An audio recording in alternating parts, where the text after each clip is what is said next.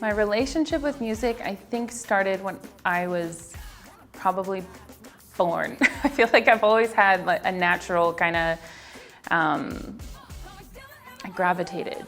This is now Toronto's 5 Minutes with Shawnee Kish. I already told you, es chico, chico, chico, clap back, call me Stella Ella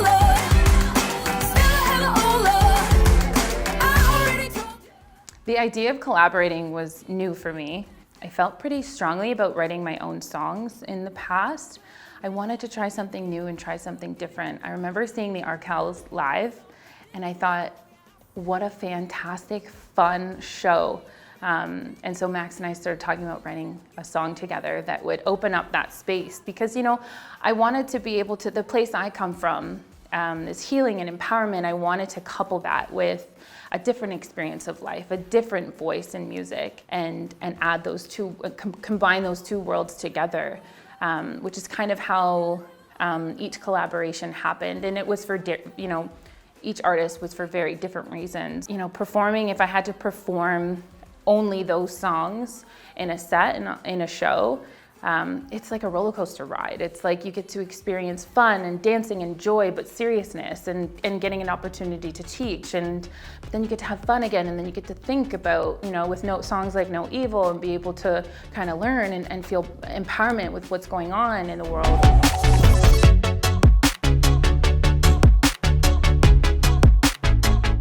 Stella was first.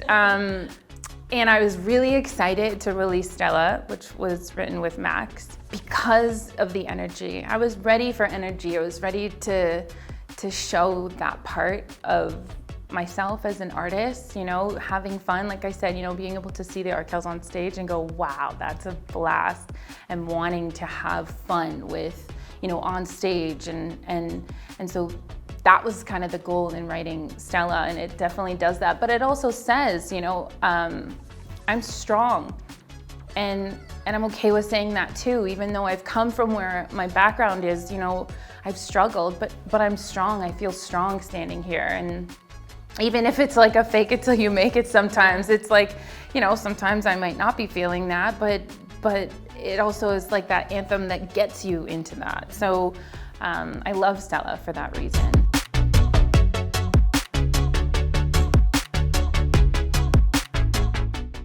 Yeah, I definitely drew inspiration from female powerhouse musicians, and have, you know, as far as what I wanted it to sound like was just the retro feel, and I think it just all kind of collaborated together. So it's a very eclectic. Thank you, eclectic. Yes. Every other day I know the word. It's very eclectic. Yeah, it's very eclectic.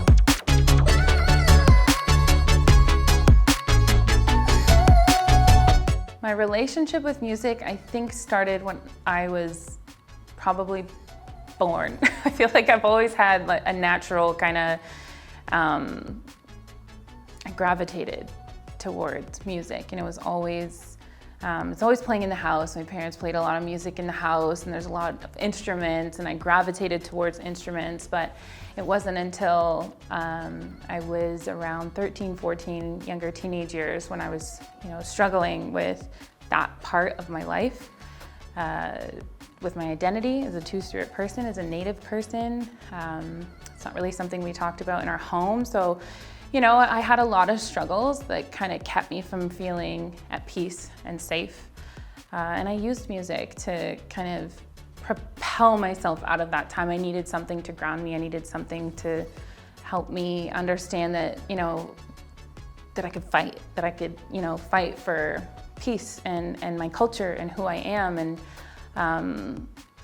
music was my best friend. It was my therapy. And I continue to use music to this day as that way.